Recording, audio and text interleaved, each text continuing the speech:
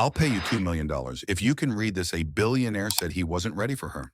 The paper was small, but the words on it looked like a wall. A white card sat in the middle of a glass table under bright lights. It was clean, perfect, and cruel. Black letters were printed in a strange pattern, twisted and tight like someone wanted to hide the meaning on purpose. Across from the card, a man in a dark suit leaned back in his chair as if nothing in the world could touch him. His watch was worth more than most people's cars. His eyes were calm, almost bored. "I'll pay you $2 million, he said like he was offering someone a cup of water. "If you can read this?" The room was silent. A few people around the table smiled. Some held their phones ready like they were waiting for something funny to happen. A camera on a tripod blinked a red light. And at the end of the table, standing in borrowed shoes that pinched her toes, was a woman who looked like she did not belong there at all. Her name was Lena Hart. Her hair was pulled back into a simple ponytail. The collar of her cheap blouse was slightly wrinkled. Her hands were folded in front of her, but her fingers kept pressing together, then separating, then pressing again. Like she was trying to keep herself from shaking. She stared at the card. Her throat felt dry. $2 million. That number did not feel real. It felt like a dream someone else was allowed to have. Behind her eyes, a different image flashed. A narrow apartment with peeling paint. A kitchen sink that leaked all night. An old mattress on the floor where her little brother slept. Her mother's tired face as she pretended she was not afraid of the bills. Lena swallowed. The billionaire's name was Victor Creston. Everyone in the city knew it. His companies were on half the buildings downtown. He sponsored museums. He appeared on magazine covers with the same cold smile every time. People said he was brilliant. People also said he enjoyed watching others fail. Lena had seen his face before, but only on screens. Never this close. Victor looked at her like she was a choice on a menu. "Go on," he said. "Read it out loud." Lena's heart beat hard against her ribs. The card was not just a card. It was a trap. She could feel it. She could also feel something else. A small, stubborn flame inside her chest. It had been there for years, burning quietly while she worked long hours and said yes to things she hated. It burned every time someone looked at her like she was nothing. Lena took a careful step forward. The room smelled like expensive cologne and polished wood. She could hear a faint hum from the air system. She could hear someone's soft laugh behind her. Her cheeks warmed. She did not turn around. She leaned over the card. The letters did not form normal words. They were arranged in tight lines, but the spacing was wrong. Some letters were upside down. Some were mirrored. There were tiny symbols between them, almost invisible unless you looked closely. Lena's eyes moved slowly, studying it. Victor watched her as if he already knew the ending. A man to Victor's right whispered something. Another person chuckled. Lena heard the sound like a slap. Was she about to embarrass herself in front of all these people? Was she about to prove him right? But then Lena noticed something that made her breathe differently. A rhythm. Not in the meaning, in the shape. Her gaze narrowed. She tilted her head just a little as if she was listening with her eyes. The pattern reminded her of something she had not thought about in years. Late nights at a community center, a volunteer teacher who spoke gently, who did not laugh when Lena asked questions. A chalkboard covered in strange marks. A word the teacher used that Lena loved because it sounded like a secret. Cipher. Lena's fingers twitched, wanting a pencil, wanting paper, wanting time. But she had none of those things. Only her eyes. Only her mind. She studied the first line. Then the second. She leaned closer. Someone cleared their throat. Victor tapped his finger once against his glass. "Don't take too long," he said. Lena did not look up. "I'm not," she whispered. It was the first time she spoke in that room. It surprised even her. Victor's eyebrows lifted slightly. Not much. Just enough to show he had noticed. Lena's mind began to move faster. She saw the mirrored letters and imagined flipping them. She saw the upside-down ones and turned them in her head. She ignored the tiny symbols at first, then realized they might be telling her where to stop, where to start. Her mouth went dry again, but not from fear this time, from focus. Her life had become a long list of things she could not afford, a long list of things she could not fix. But her mind was the one place no one had ever been able to take from her. Not even when the school counselor told her college was not realistic. Not even when her manager at the diner called her sweetheart like she was a child. Not even when her landlord looked at her mother and said he would wait one more week. Lena blinked and held the card's image in her head, like a picture. Then she straightened slowly. The room seemed to lean in. Victor's smile returned small and sharp. "Well," he asked, "can you read it?" Lena's hands were still folded, but now they were steady. She looked at Victor for the first time. His eyes were pale, almost colorless. They did not hold kindness. They held certainty. Lena felt her stomach twist, but she did not look away. What did he expect from her? Fear, tears, silence. She took a breath, and before she spoke, her gaze flicked to the people around the room. Some looked excited. Some looked amused. One woman near the back looked uncomfortable, as if she did not like what was happening, but did not know how to stop it. The camera's red light blinked again. Lena opened her mouth. Then she paused, because in that pause she realized something important. This was not just about reading a strange card. It was about proving something. It was about whether she would let a man like Victor Creston decide what she was worth. And as Lena stood there, a single thought rose in her mind, clear and loud. What if she could read it? What if the trap failed? Lena's voice came out, quiet but firm. "I can try," she said. Victor tilted his head as if amused. "Try," he repeated. "That's a nice word for failure." Lena held his gaze. Then she looked down at the card one last time, and she began to read the first words out loud. The moment her lips formed the sound, Victor's smile froze just for a second, and Lena saw it, a flicker of something he did not expect. Was it surprise, or was it fear? She kept reading, and the room went so silent that even the air felt heavy. Lena's voice had not shaken in that glass room. It had sounded steady even to her own ears. But the moment she stepped outside the building, the cold wind hit her face and her legs almost gave out. She walked fast down the wide stone steps, away from the cameras and the expensive smiles. Her borrowed shoes clicked too loudly. She held her small purse tight against her side like it was the only thing keeping her together. A black car waited near the curb. Men in suits stood by the doors.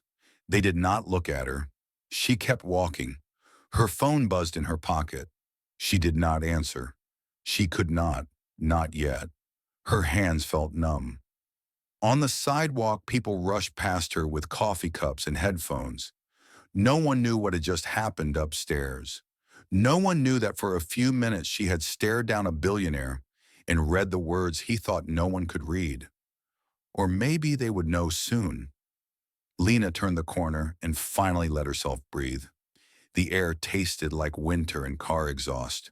Her chest rose and fell too fast. She leaned against a brick wall and closed her eyes. $2 million. The number still did not feel real. But another thought pushed in sharper than the money. Why had Victor looked like that?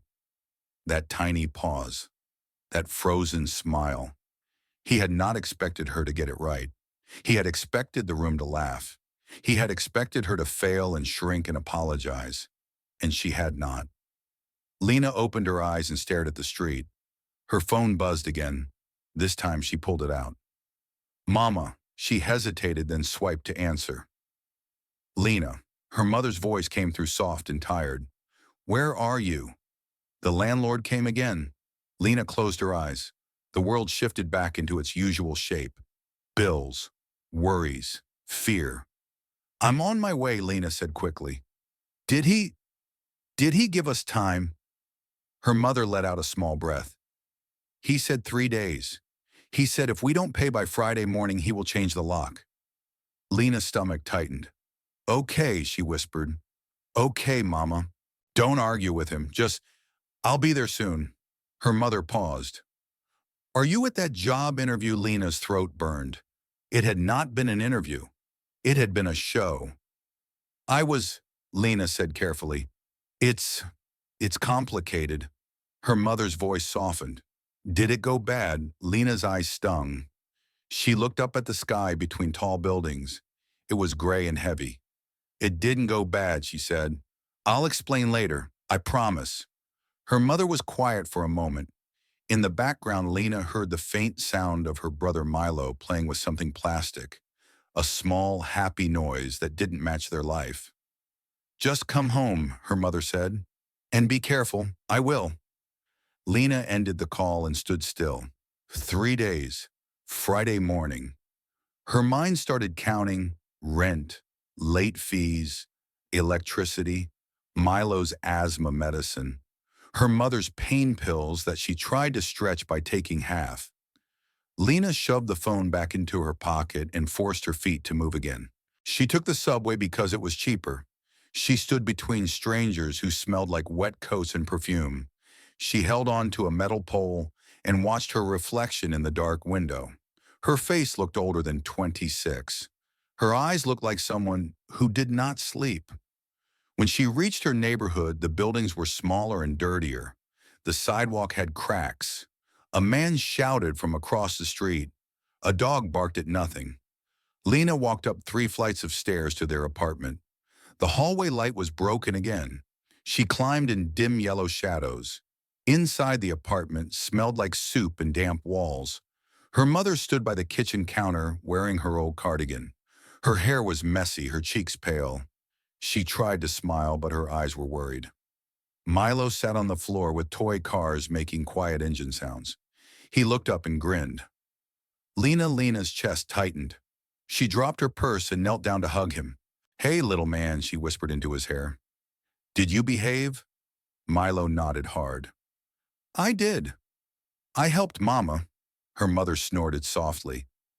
He helped by putting all the spoons in the sink. Milo giggled.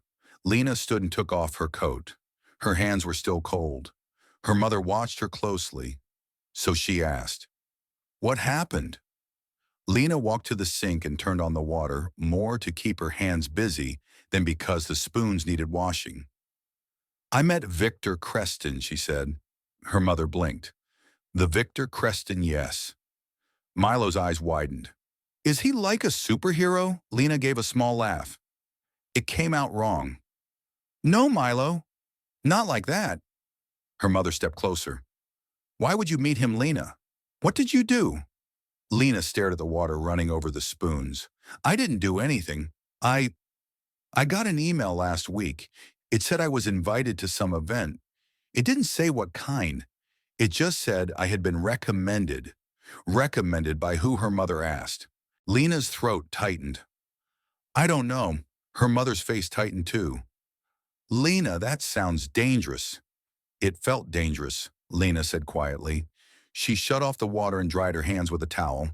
Then she looked at her mother. He made a bet, Lena said. He said he'd pay someone $2 million if they could read a message on a card. Her mother's mouth opened a little. 2 million. Milo's toy car stopped moving. He stared. That's a lot. Lena nodded. Her mother's voice went very quiet, and Lena's fingers squeezed the towel. She could still see Victor's eyes. Cold. Certain. I read it, she said. Her mother froze. Milo blinked. You can read secret stuff. Lena dropped the towel and sat on the edge of the couch like her body suddenly remembered how tired it was.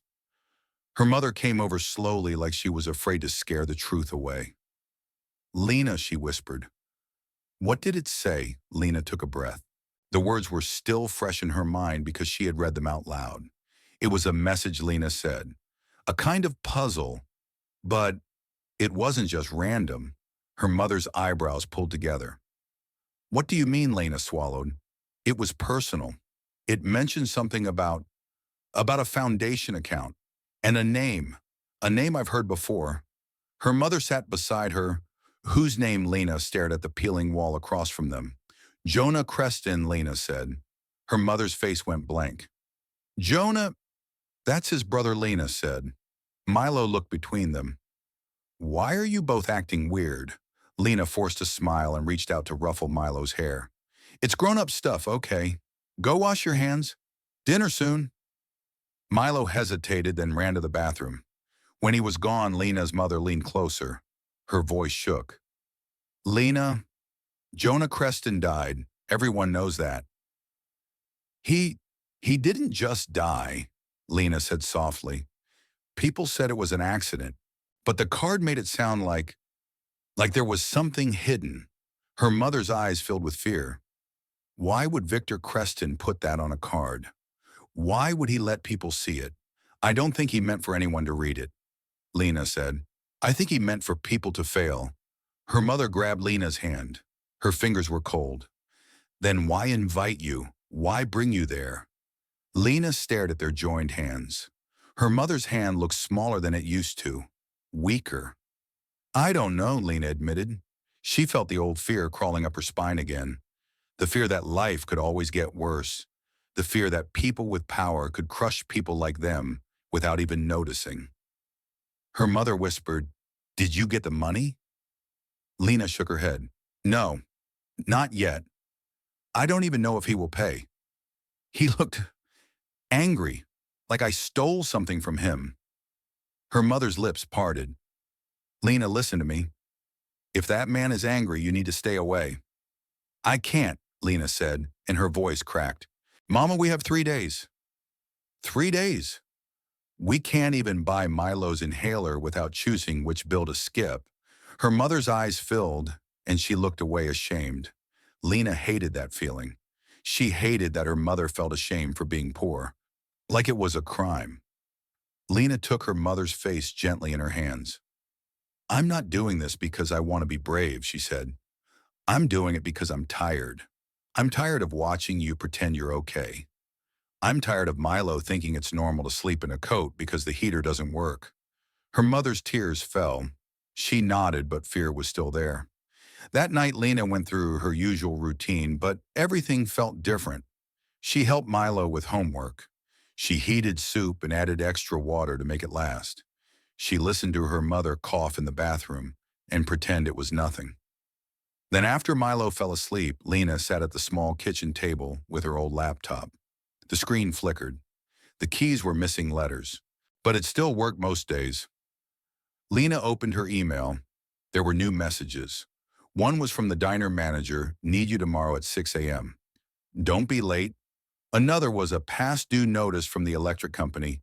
And then she saw a third one sitting at the top like a stone in her stomach. No subject line. No sender name she recognized. Just an email address with letters and numbers. Lena's fingers hovered over the trackpad. Her mother walked behind her quietly. Don't, she whispered. Lena looked up. Her mother stood there in the dim kitchen light, holding her cardigan, closed eyes wide with worry. Lena's heart pounded. She clicked the email. A single line appeared on the screen.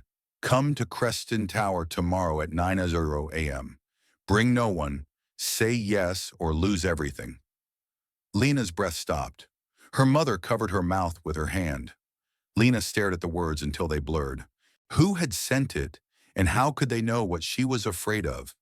Lena's phone buzzed at the same time. A new unknown number. She did not answer. She just stared. Her mother whispered, Lena. What is this? Lena's hands trembled on the table, but she forced her voice to stay calm. It's him, Lena said, though she wasn't sure. Or someone close to him. Her mother shook her head. Don't go. Please. Lena looked toward Milo's room where a thin wall separated his sleep from their fear. 3 days. Friday morning. Lose everything. Lena swallowed hard and stared back at the screen. And even though fear sat heavy on her chest, another feeling slowly rose inside her. A dangerous kind of hope. The kind that could save you. Or break you. She closed the laptop slowly, like she was closing a door in her old life. Then she whispered, "I have to go." And her mother's quiet sob in the dark kitchen was the only answer. Victor Creston woke up before the sun, like he always did. The glass walls of his penthouse showed the city still half asleep. Lights blinked in distant buildings. Streets below looked clean and silent from this height, like a model someone had built just for him. Victor stood in front of the mirror tying his tie with careful hands. His face looked sharp and controlled, just as it always did. No sign of the anger that had kept him awake most of the night. He hated surprises. And Lena Hart was a surprise. He poured himself black coffee and did not sit down to drink it. He walked instead slow and measured across the marble floor. Every step echoed. The apartment was too quiet, but he preferred it that way. Silence meant control. His phone lay on the counter. It showed several missed calls. Board members, legal advisors, a PR manager. Victor ignored them. He picked up a thin tablet and tapped the screen. The image of the white card appeared. He zoomed in on the letters. Impossible, he thought again. He had designed the cipher himself years ago. Not because he liked puzzles, but because he liked privacy. Because he liked knowing that some things were only for him. Jonah had been the only other person who understood it. The memory came without permission. Jonah younger by 5 years, sitting across from him in a cramped office long before the money, long before the towers. Jonah laughing, always laughing, even when things were hard. Relax, Jonah had said back then. If someone ever reads this, maybe they deserve to know. Victor's jaw tightened. Jonah had always believed in people. Victor had learned not to. He swiped the tablet away and walked into his study. One wall was covered in framed magazine covers with his face on them. Another held awards and photos with politicians. But the third wall was different. It held no frames, just a single photograph in a plain black border. Two brothers stood shoulder to shoulder, one serious, one smiling. Victor did not touch it. He sat at his desk and finally checked his messages. His assistant had left a short note. She's not on any list. No academic record past community college. Works at a diner. Lives in Eastbridge. Single. Family mother and younger brother. Victor's fingers tightened around the tablet. A diner. That was what bothered him most. Not that she had read the cipher. That could be explained. Intelligence showed up in strange places sometimes. But her eyes. They had not been greedy. They had not been impressed. They had been calm. Victor leaned back and stared at the ceiling. For years, he had controlled every story about his family.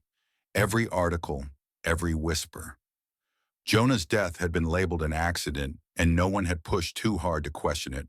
Except now the card existed, and someone had read it. Someone with nothing to lose. Victor's phone rang. This time he answered. "Sir," his legal advisor said quickly. "We need to discuss last night." "Social media is all ready," I know, Victor said flatly. "Contain it. We're trying, but the clip is spreading. People are asking why the message mentioned Jonah's foundation account. That account was closed years ago." Victor's lips pressed into a thin line. "Find the original card. Secure it." "We have it," the advisor said. "But the woman, I'll handle the woman," Victor said. He ended the call and stared at the city again. People thought power meant money. It didn't. Power meant choosing who mattered. Victor picked up his phone and typed a short message. He sent it without hesitation. "Bring her in.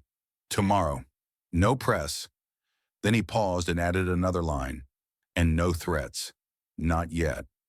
Lena barely slept. She lay on her mattress staring at the ceiling while shadows moved with passing headlights.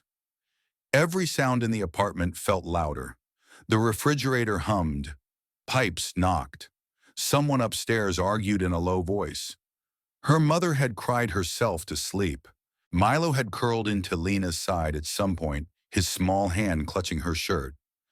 Lena did not move. She was afraid to wake him. Her mind replayed the card again and again. The strange letters, the hidden meaning, the way Victor's face had changed. By morning, her eyes burned and her head ached. She left the apartment early before anyone else woke up. She did not want to answer more questions. She did not want to hear more fear. The subway ride felt longer than usual. Her reflection in the window looked pale, determined, afraid. Creston Tower rose above the street like a piece of the sky cut into sharp edges. People walked in and out with purpose badges swinging from their necks. Lena stopped at the entrance. For a moment, she almost turned around. Then she remembered the email. The words lose everything. She walked inside. The lobby was huge. White floors, tall pillars, a soft smell of flowers and money. A woman at the desk looked up. Name, she asked. Lena Hart. The woman checked her screen and nodded. Floor 72. Mr. Creston is expecting you. Lena's stomach flipped. An elevator opened with a quiet sound. Lena stepped in alone. The doors closed and the city disappeared. As the numbers climbed, Lena's thoughts slowed. She felt like she was moving into a different world. A world where mistakes cost more than money. The doors opened to a quiet hallway. Thick carpet, soft light, no windows. A man in a gray suit waited. He did not smile. This way. He led her to a large office and knocked once before opening the door. Victor stood by the window, his back to her. The city spread out behind him. Leave us, Victor said without turning around. The man left and closed the door. Silence filled the room. Lena stood still. Her heart pounded in her ears. Victor turned slowly. Up close, he looked older than he had on camera. Fine lines around his eyes. Tiredness hidden under control. You read something you weren't supposed to read, he said. Lena lifted her chin. You asked someone to read it. Victor studied her. I asked someone to fail. Lena's hands clenched at her sides. I didn't. No, Victor said quietly. You didn't. He walked back to his desk and sat down. Do you know what you read? I know it wasn't just a puzzle, Lena said. It was a message. To whom Lena hesitated. To Jonah. The name landed between them like a dropped glass. Victor's eyes darkened. You should be careful with names you don't understand. I understand grief, Lena said before she could stop herself. I understand secrets too. Victor's jaw tightened. You understand nothing about my family. Then why hide it in a game, Lena asked. Silence stretched. Victor leaned back in his chair. What do you want? The question surprised her. Lena thought of her mother's hands shaking, of Milo's inhaler, of the 3 days ticking away. I want what you promised, she said. The money.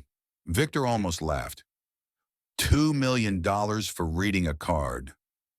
For keeping quiet, Lena corrected. Victor's eyes sharpened. Is that a threat? No, Lena said. It's a boundary. For the first time, Victor looked at her like she was not small. He stood and walked toward her. He stopped a few feet away. You think you can control this? He asked softly. You think you have power here? Lena met his gaze. Her voice shook, but she did not look away. I think the truth has power, and I think you know that. Victor stared at her for a long moment. Then he smiled. But it was not the smile from last night. It was slower, thoughtful. Interesting, he said. Very interesting. He walked back to his desk and picked up a folder. Here's what will happen, Victor said. You will stay quiet. You will do exactly what I ask. In return, I will make sure your family never worries about money again. Lena's heart skipped. That's more than the bet. Victor nodded. This is no longer a bet. It's a deal, Lena said. Victor looked at her. It's an experiment. Lena felt a chill. An experiment in what Victor closed the folder. In trust. He slid it across the desk toward her. Lena stared at it, then at him. Her life stood on one choice. She took a breath and reached for the folder. And as her fingers touched it, she felt the weight of two worlds pressing together. One built on power and secrets. One built on need and courage. and neither of them would be the same after this moment. Lena did not open the folder right away. It sat on Victor's desk between them, thick and heavy, like it carried more than paper inside. Victor watched her with a calm face, but his fingers tapped once against the wood. Just once. "Go ahead," he said. "You should know what you're agreeing to." Lena nodded and pulled the folder toward her. Inside were documents, legal language, clean lines, official seals. Her eyes moved slowly as she read, her heart sinking and lifting at the same time. A non-disclosure agreement. Long, strict. She would never speak about the card, never mention Jonah's name in connection with it, never discuss the meeting. There was also a contract for consulting services. Her eyebrows pulled together. Consulting on what? Victor leaned back. On information, on perception, on how someone like you sees things someone like me does not. Lena looked up. "You want me to help you think like a poor person?" Victor's mouth twitched. "I want you to help me understand what leaks out when I think I've sealed everything shut." Lena swallowed. She turned the page. The number was there. $2 million. Paid in installments, but the first transfer would be immediate. Her hands shook slightly. She flipped another page. Housing assistance. Medical coverage for her mother. A private education fund for Milo. It was more than she had imagined. It was also a cage. She looked at Victor. "And if I say no," Victor's face did not change, "then I forget about you. The offer disappears, and you go back to your life." Lena's chest tightened. He did not say anything about consequences. He did not need to.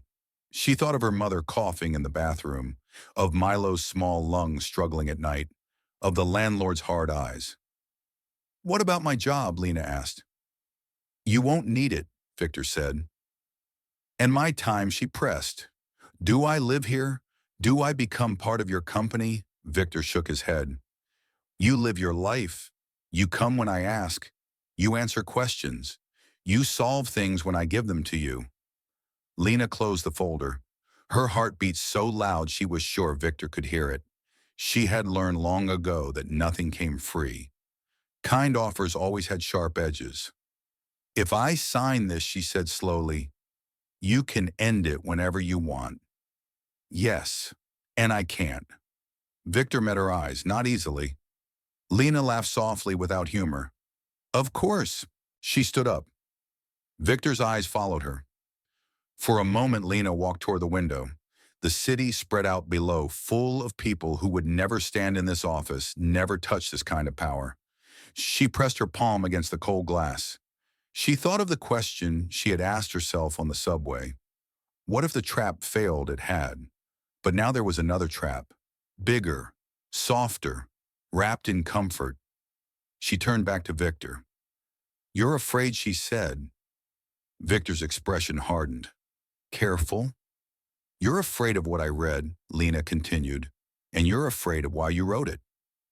Victor stood. "You don't know anything about fear." Lena shook her head. "I know fear very well. I live with it. You visit it." The words hung between them. Victor stared at her. His jaw tightened, then relaxed. "Is that your answer?" "No," Lena said. "It's my condition." Victor raised an eyebrow. "You don't get conditions." "I do," Lena said. Her voice surprised even her. "If you want my silence and my help, then I want one thing that's not in this folder." Victor crossed his arms. "What?" "The truth," Lena said. "Not all of it. Just enough. About Jonah." Silence dropped like a weight. Victor's eyes moved away just for a second. "That's not negotiable," he said. "Then neither is my signature." Lena replied. Victor walked toward her slowly. Each step felt measured, controlled.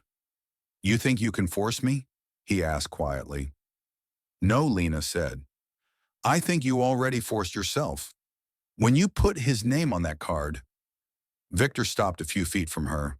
For a long moment, neither of them spoke. Then Victor exhaled a sound that almost felt like defeat. "You want to know about Jonah," he said. "Fine, sit." Lena did.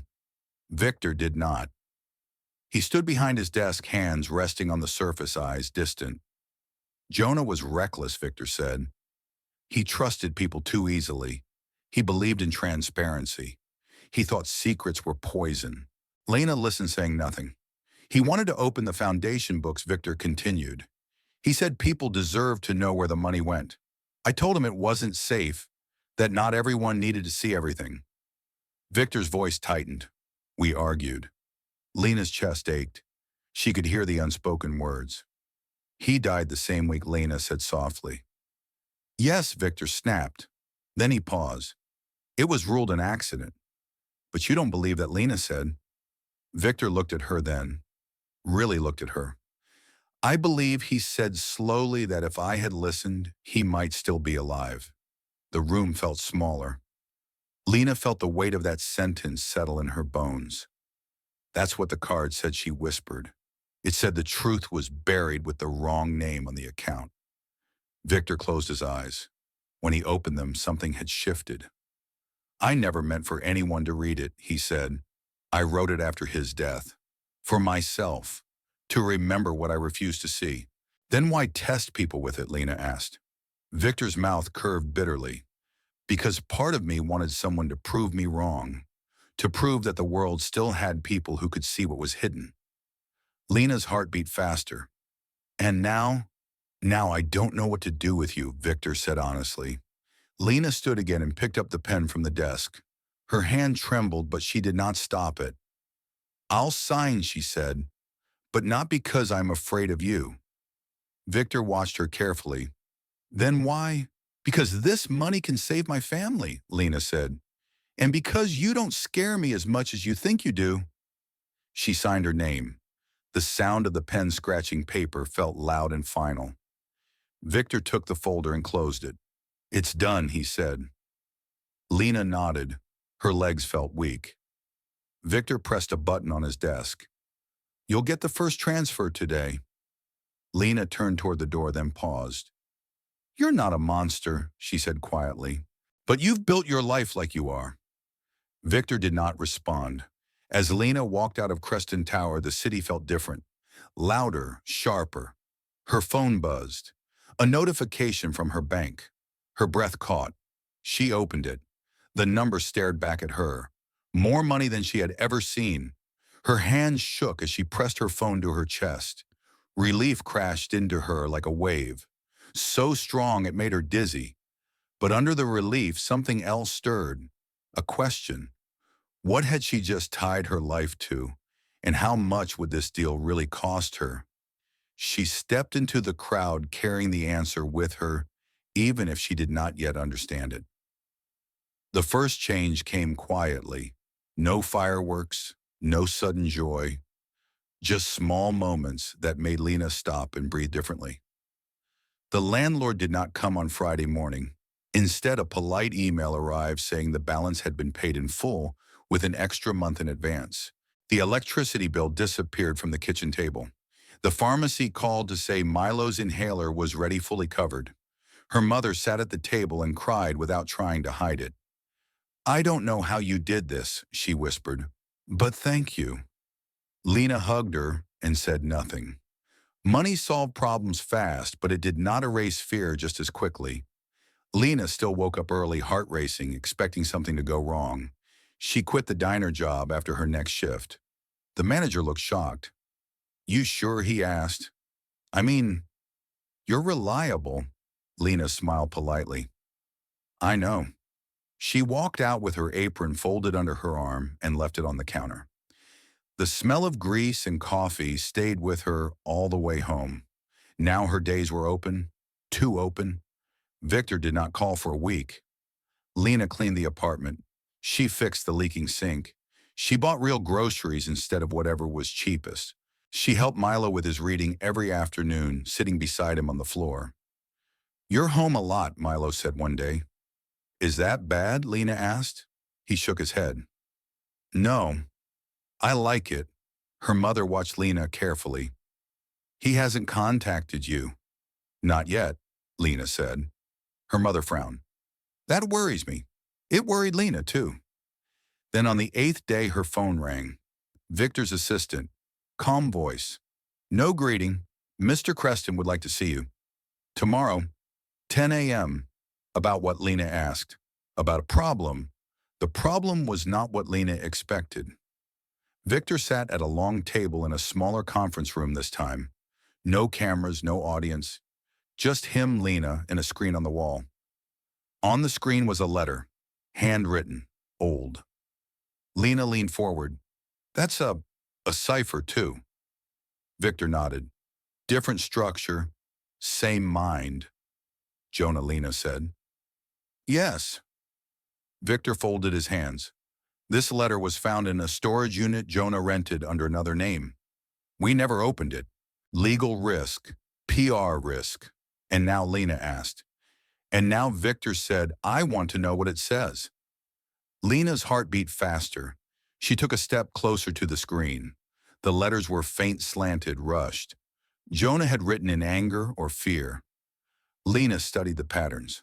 Her mind slipped into focus again. The world narrowed to lines and shapes. Time passed without meaning. Victor did not interrupt. When Lena finally spoke, her voice was quiet. It's a warning, she said. To you. Victor's jaw tightened. About what? About people inside the foundation, Lena said. He names two. He says they're moving money. He says if anything happens to him, you should look there. Victor closed his eyes. In the end, he asked. Lena hesitated. He apologizes. He says he should have fought harder. He says he believes you can still fix it.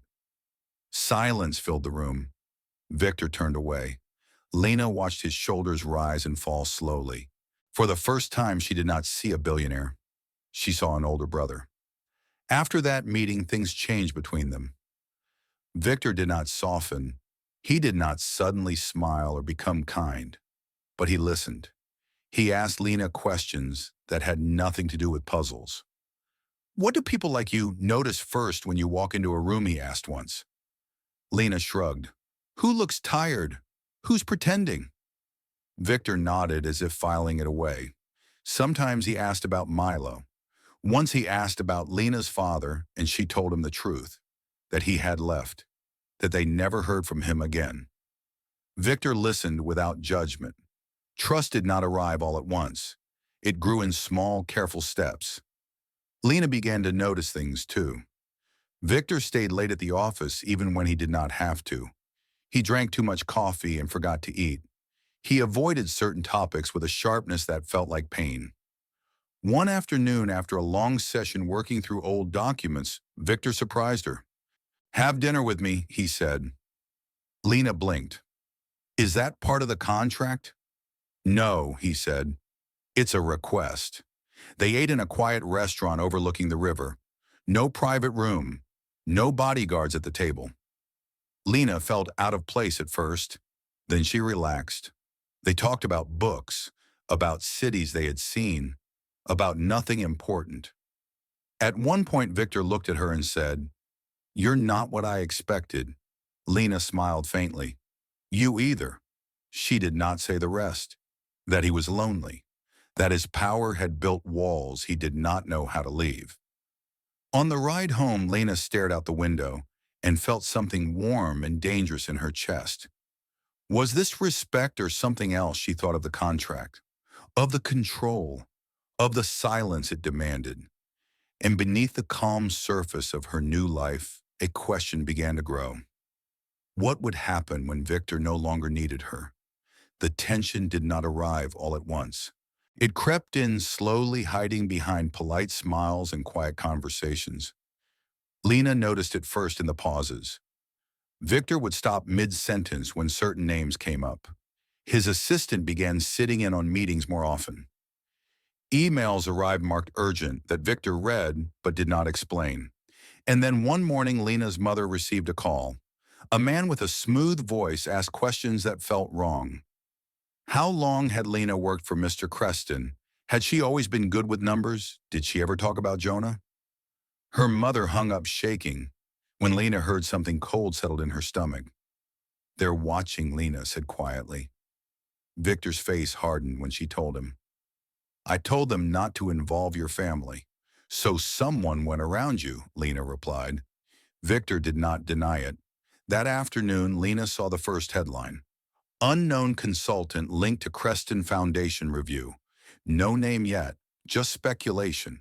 By evening, her phone was full of messages from unknown numbers. Some asked questions. Some offered money. One warned her to be careful. The next day, Victor called an emergency meeting. A woman sat at the table whom Lena had never seen before. Sharp eyes, perfect posture. This is Elaine Porter, Victor said. Chief Compliance Officer. Elaine smiled tightly. We have a problem. She slid a folder across the table. Inside were printed screenshots, emails, bank transfers, all connected to the names Jonah had written. You knew, Elaine said to Victor, and you brought her in anyway. Victor's jaw clenched. I brought her in to understand the risk. Elaine turned to Lena. And you're the risk. Lena met her gaze. I didn't move the money. No, Elaine said. But you can read what others hide. That makes you dangerous. The word hit Lena harder than she expected. Dangerous. Elaine leaned forward. We need a public explanation, a clean one, preferably one that removes you from the picture. Victor's eyes flashed. She stays. Elaine raised an eyebrow. Then you fall with her. Silence followed. Victor looked at Lena. For the first time, there was doubt in his eyes. That night, Lena could not sleep. She sat at the kitchen table long after her mother and Milo were asleep, staring at her phone. At midnight, a message arrived from an unknown number. I know what Jonah wrote. If you value your family, meet me alone. Lena's hands trembled. She did not reply. Instead, she went to Victor the next morning and showed him the message. His face darkened. This is exactly why I didn't want this exposed. So what do we do? Lena asked. Victor was silent for a long moment. Then he said, You walk away. The words felt like a blow. You disappear, quietly. I'll make it comfortable. New apartment, new identity if you want. Lena stared at him. In the truth, Victor looked away. Some truths destroy more than they heal. Lena stood slowly. Her voice was steady, but her eyes burned. That's what you told Jonah too, isn't it? Victor flinched. I won't do that, Lena said. I won't pretend this doesn't matter. You don't understand the consequences, Victor said sharply. I understand them very well, Lena replied. I live with consequences every day. Victor slammed his hand on the desk. This isn't about dignity anymore. This is about survival. Lena stepped closer. Then let me choose how I survive. They stared at each other, both breathing hard. Victor's voice dropped. If you stay, I may not be able to protect you. Lena nodded. I know. Later that day, the confrontation came. Elaine called an emergency board session. Lena was summoned without warning. The room was full, faces cold, curious, afraid. Elaine spoke first. We believe sensitive information has been compromised. We believe this consultant is the source. All eyes turned to Lena. Lena felt her heart pound, but she stood tall. I didn't steal anything, she said. I read what was already there. A man laughed softly. That's not a defense. Victor stood up. She stays, he said again, and the foundation opens its records. The room exploded with voices. Elaine stared at Victor in disbelief. You're choosing her over the company. Victor looked at Lena. Then he said, I'm choosing my brother. Silence fell. Elaine's face went pale. The truth had stepped into the room, and there was no taking it back. The fallout came fast. Within hours of the board meeting, lawyers filled Creston Tower. Phones rang without stopping. Emails stacked up faster than anyone could read them. News broke before nightfall. Creston Foundation under federal review. Lena watched the headline appear on her phone while sitting on Victor's office couch. Her hands felt cold. Victor stood by the window, silent, watching the city react to his choice. "They'll come for you," Lena said softly. "For everything." Victor nodded. "They already have." He turned to her. His face looked older now, lighter somehow. "I should have done this years ago," he said. "Jonah would have." Lena felt a tightness in her chest. "You're doing it now." That night, Victor insisted on security for Lena's family. Quiet guards, unmarked cars. Her mother protested, but Lena held her hand. "It's temporary," Lena said. "I promise." Her mother searched her face. "You're in love with danger," she whispered. Lena almost laughed. Over the next weeks, the truth spread in careful steps. The names Jonah had written were confirmed. Accounts were traced. Lies collapsed under their own weight. Elaine resigned. Victor gave a public statement.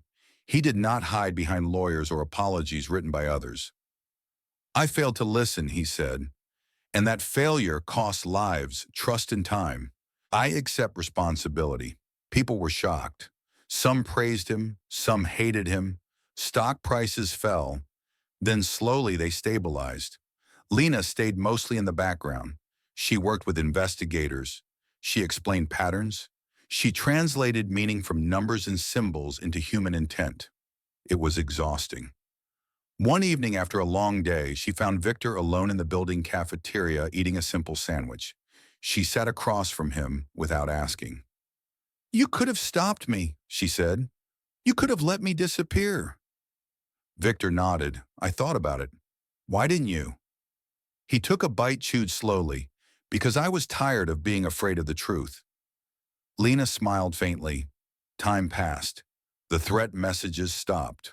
The guards became less visible. Milo returned to school without looking over his shoulder. Lena's mother slept better. One afternoon, Lena received a letter, handwritten, from Victor. He asked her to meet him at the river. When she arrived, Victor was standing on the walkway. No suit, no tie, just a coat and tired eyes. "I'm stepping down," he said. Lena blinked. "Completely?" "Yes," Victor replied. "The foundation needs new leadership, real transparency." She studied him. "And you?" "I don't know," he said honestly. "I've never not been this." They walked along the water in silence. "You don't owe me anything," Victor said suddenly. "The contract is void. You're free." Lena stopped walking. "Thank you," she said. Victor hesitated. "I hope we can still talk." Lena met his eyes. She saw no power there now, just a man learning how to live without armor. "I think," she said slowly, "we already are." The river moved quietly beside them. For the first time, the future did not feel like a threat. It felt open. Spring arrived without asking permission. The trees along the river grew green again. The air softened. People sat on benches and talked, like the world had not almost cracked open. Lena walked that path often now, not because Victor asked her to, not because anyone needed anything from her, because she liked it. Her life had changed in ways she still did not fully understand. The apartment was brighter. The fridge was full. Milo laughed more louder, like his body finally trusted the air in his lungs. Her mother took morning walks and came home with color in her cheeks. Sometimes she hummed while cooking. One afternoon, Lena sat at the kitchen table helping Milo read. He stumbled over a word and frowned. "It's okay," Lena said gently. "Take your time." Milo tried again. This time he smiled when he got it right. "You're really good at teaching," he said. Lena felt something warm settle inside her. Maybe she always had been. Later that week, Lena met Victor for coffee, not in a tower, not in a private room, just a small cafe with chipped cups and loud music. Victor arrived early and stood when he saw her. He looked different, lighter, less sharp. They talked about simple things, books he was finally reading without speed, places Lena wanted to see, a small community center that needed funding for adult education classes. "I donated anonymously," Victor said, almost shy. "They teach cryptography basics there." Lena smiled. "Jonah would have liked that." Victor nodded. His eyes did not darken this time. When they stood to leave, Victor hesitated. "You changed my life," he said quietly. Lena shook her head. "You chose to change it." He smiled, accepting that. They walked out into the sunlight and went in different directions. That night, Lena stood by her bedroom window and looked out at the city, not from above, from where she belonged. She thought of the card, the challenge, the money. She thought of how easily people underestimated quiet minds. And she wondered how many other truths were waiting hidden in plain sight, just needing someone patient enough to read them. The world would keep testing people like her, but now she knew something she hadn't before. Her voice mattered. Her mind mattered.